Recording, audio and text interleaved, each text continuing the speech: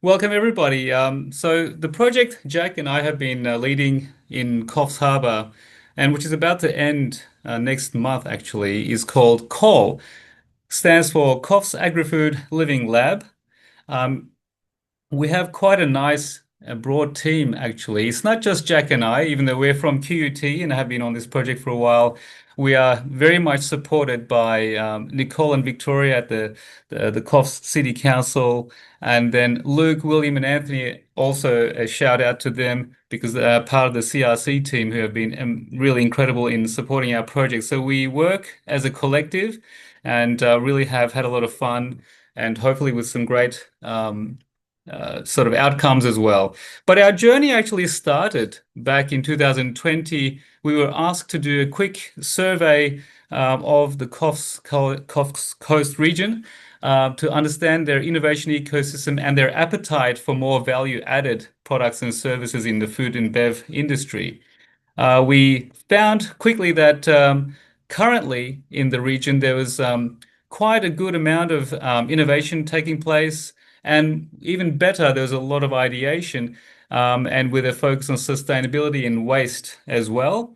But we saw some more opportunity here to connect, to collaborate, maybe have a stronger infrastructure and more training to really take advantage of these potentials. And so that was our really conclusion. And we were then invited to take on a 2-year project, which is the one called Call we're about to conclude. But before getting into call itself, some of the key findings of this initial project from 2020 were that the region could really benefit from a central innovation and logistics hub. We called it the precinct, which would really help accelerate, like a machine that would accelerate food innovation and entrepreneurship in the region. And we thought this is really worthwhile exploring even further. Another concept that emerged was the necessity for a network, sort of network creating central entity. We called it the Agrifood network, which would really, again, connect the various members of this ecosystem, and thereby helping accelerate innovation once more. And then other things that came through in our initial project were the need for a strong brand, and also aligning the skills that are created in the region with the needs of the industry. And so that's where we left it. And then in 2023, uh, Jack and I embarked on this call project, Coffs Agri-Food Living Lab. Now, why a living lab? Well, a living lab or living laboratory is a concept that's applied in various parts of the world. Here on the slide, you'll see one from Amsterdam. It looks like a little workshop, if you like, where people come and co-create. And the concept of a living lab, and it can be applied in many different industries, is that the living laboratory invites members of the ecosystem, representing academia, industry, policy, and also users themselves. So we call that the quadruple helix. They come together and present their opinions and thoughts on a central issue, central opportunity. And then the living laboratory leaders synthesize that and arrive at some solutions that can be put into practice. And we thought, why not implement this approach in Coffs Harbour? And our central issues would be the precinct, it would be the branding, it would be a network. So all the things that came out of Project One, we could treat in the living lab. So that was the sort of the basis of our approach. Here you can see what a quadruple helix looks like. It's not a triple helix, it's a quadruple helix because we also include users of the potential output of this laboratory exercise, because we want them from the get-go to input their needs and requirements and wants. Call for us, the Coffs Agri-Food Living Lab, was therefore created to get user involvement early on for the process of co-creation in a real-life setting, have multiple stakeholders, and our purpose would be to orchestrate the conversations that would take place. And we will see through the project, we will present how call actually worked in action. Um, so Call as a project was launched in 2023. We had an incredible event. Here you see a picture of the Yarilla place in Coffs Harbour, and we had an amazing turnout. Again, underscoring the appetite of the region for innovation, entrepreneurship in the food and bev sector. Um, the Call project is shown here. We have four initiatives that we set aside. Initiative one was the precinct, as I mentioned earlier. Initiative two, a community platform, potentially three, an identity or branding exercise, and then the fourth, industry and talent alignment. We would tackle these over the next 2 years. The Initiative 2 and Initiative 3 are the ones we most recently completed or about to complete, so we'll update you on those. Now, Jack, would you mind if I invite you here to tell us more about the method and then take us through the first of these?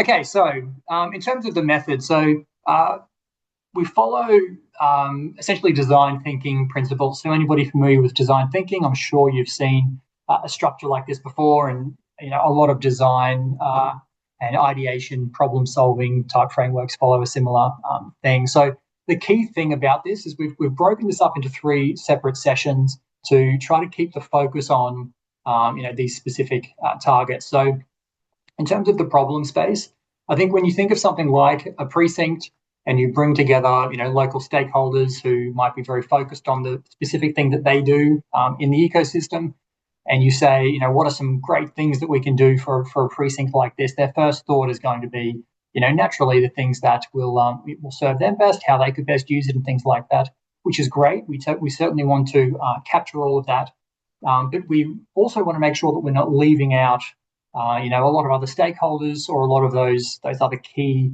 factors and variables and needs and things that would drive a lot more value in the ecosystem as well. So this first session is really, again, as I was mentioned, we need to first of all find a coalition of willing participants. Try to find a group of keen locals, which was quite easy. As I showed you, there was a slide with all of those participants from the launch event. And so we really wanted in this first session to then think about not just their own perspective, but also, who are the stakeholders who could benefit from something like a precinct? What are their needs? What are their goals? What do they try to achieve? So that then in the second session, then we could focus on how the precinct can address that broad spectrum of problems for those broad spectrum of stakeholders. Oz, you could probably skip ahead one slide. So this was our first initiative. You can see part of the design thinking methodology that we followed was to use a range of different tools. So we had some virtual tools like Miro that you can see in the background of that image there. We had some practical hands-on type things. So we had essentially a workshop with a collection of people from across the quadruple helix, quadruple helix that I was mentioned. Particularly people in education, people in various parts of production and in industry, and then also from government and Oz and I also being there. The first thing that we did was that was perfect. Oz. The first thing that we did was create our call to action, our vision and mission statement. So again, these are also co-created with the members who were there. So what is it that we're here for? What do we need to achieve? And so on. And these were the same prompts really that helped us that guided us, I should say, throughout the subsequent sessions and initiatives as well. Basically, the output of session one was a collection then of all of the different stakeholders. And in fact, Oz, you could probably skip ahead one. So this is just a picture of us actually doing some of this work and mapping out some of the stakeholders. And you could skip again, Oz. And so this is effectively a map then of the various stakeholders and sort of sub-stakeholders that we analysed. And for each of these different stakeholders, we considered and had mapped out what their key opportunities and needs and goals were with respect to a precinct, but also in the region more broadly, and some of those constraints and challenges. So this sort of framework of all the stakeholders and issues is what we took into the second session. Reading me like a book. Okay, so this was our second session here, and you can see basically we had some slides that listed out these different stakeholders, those challenges and opportunities, and then this was our ideation stage. So not only how do we solve problems for ourselves, but thinking about all of these other stakeholders from the perspective that these different participants brought. How do we solve these problems? And as you could probably skip ahead again, we effectively then arrived at an early sketch of what a precinct could look like. The purpose of this early sketch is not that it's perfect. These different elements certainly are, the size of them and so on are not accurate. But it just gave us something to work in for our prototype session, where we then described, we have this processing section. These are the needs and issues that we are trying to address through this. These are the stakeholders who are affected. This is how it connects to these other elements. And then we basically, teased out how effective these would be, the changes that we need to make, and so on. So we worked through this prototype. Skip ahead again, Oz. Which then we did in session 3. So based on all of that review that we did, we presented then those findings. And skip ahead again, Oz, because I feel like I'm taking too long. One more time. It should black out some sections. Perfect. And so this is really what we then arrived at, was a more refined, detailed section, or a sort of a modular phase out of what we would need to do in the region, what those key elements are, so that we could start to address those.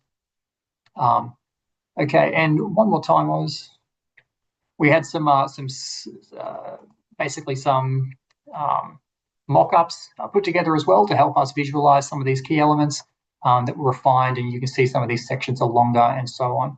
Importantly, we then also, if you could go ahead one more, Oz.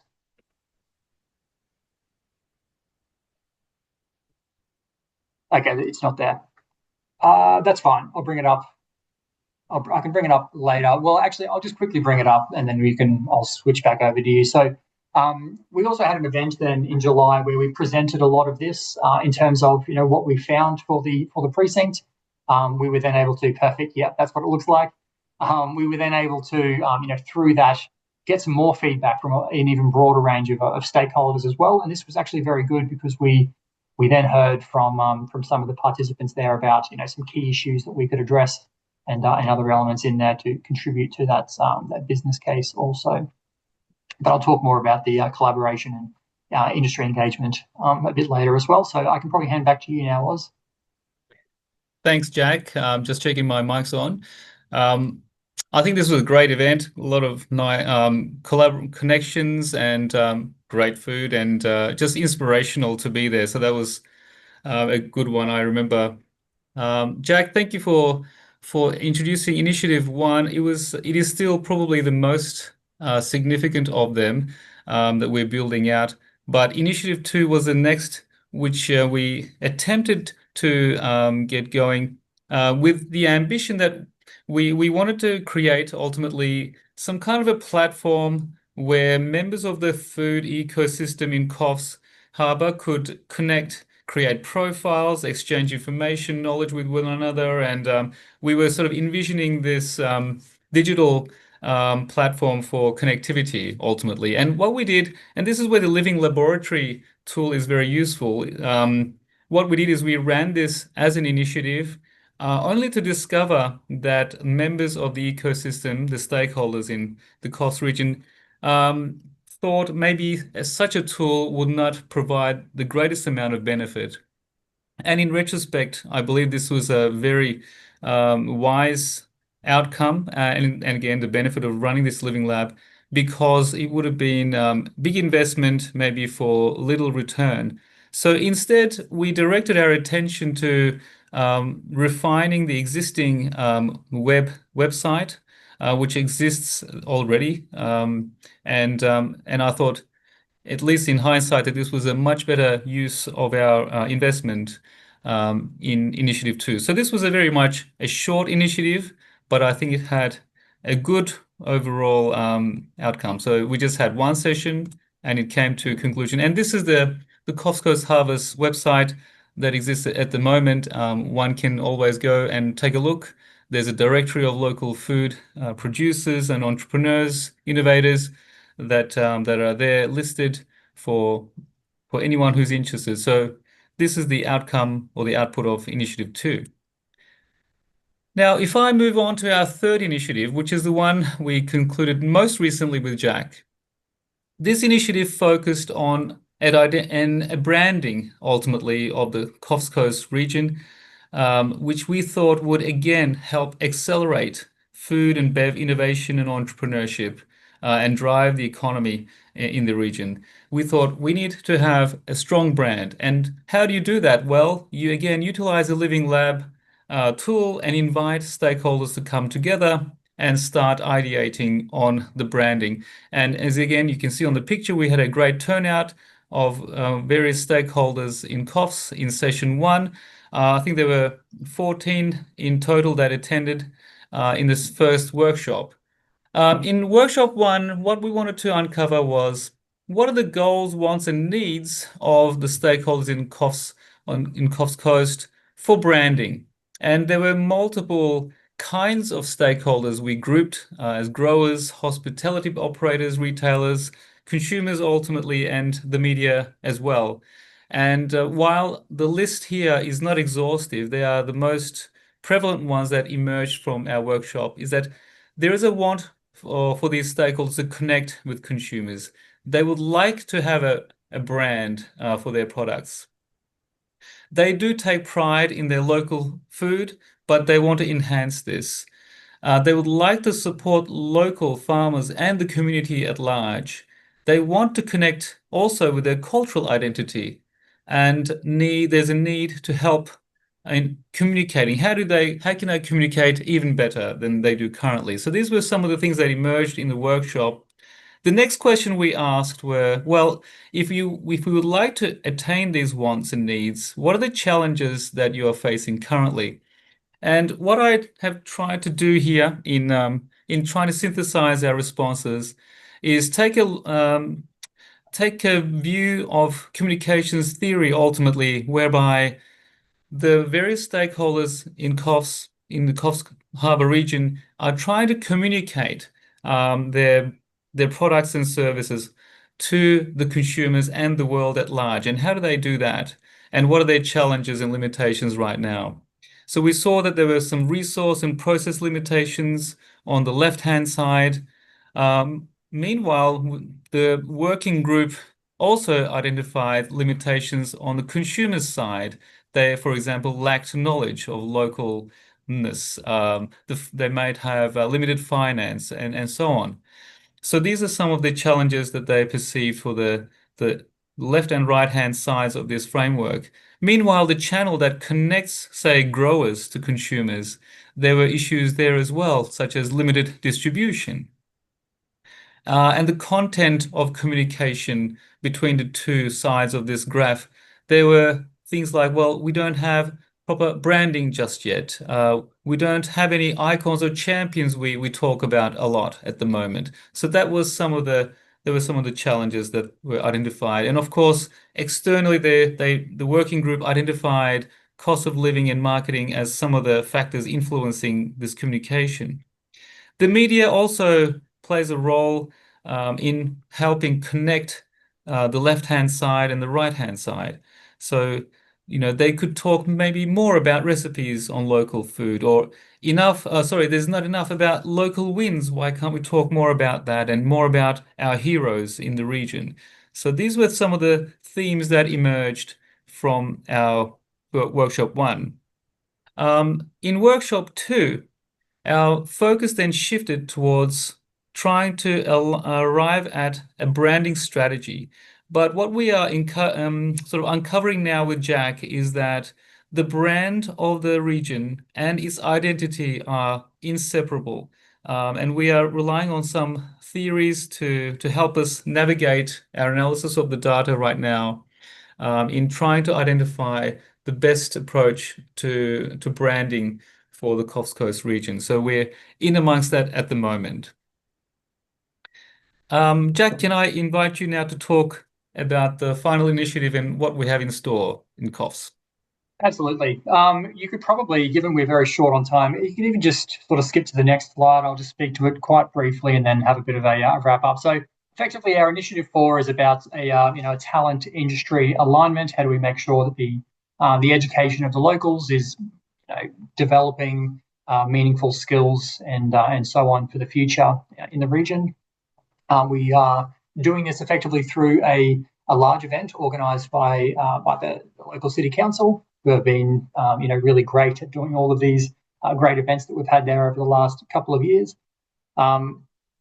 Part of this is a co-design session as well. So, I mean, this is bringing together educators, training providers, employers, industry leaders, and students, and so on, together to try to ideate on some of these challenges and also share a lot of their great stories and so on as well. The outcome is really to try to have a roadmap in terms of those priority skills, capabilities, practical pathways, and so on out of that. But just to sort of wrap up, Oz, if you want to skip forward one more than that. So we've got a lot of pictures of different events and so on that have been held in Coffs over the last couple of years, basically. So other than the dozens of hours of living lab collaboration with all those great stakeholders and developing models for precincts and marketing plans and things like this, or I should say marketing plans, but identity framing exercises. There's been hundreds of stakeholders who have been engaged across the region, across these 4 major community events, but several smaller ones as well. There's a lot of local businesses and larger ones who have had a spotlight shone on them and really come through and discussed what's important for the region and who they are and all of this. So a lot of new sort of collaborations, a dozen at least that we're aware of in terms of things like waste to value and indoor farming and indigenous cropping, all of these kinds of things. There's been new research projects, new things being developed really across the region. So the key outcome, I suppose, it's not just about this infrastructure and branding and things like that. It's all these people who are backing these new opportunities, rolling their sleeves up, making things happen. And that's the great thing. It's going to certainly outlive this particular project, and all the commitment from the council and the relationships and trust of all the different stakeholders has been very, very good. So that's our wrap up.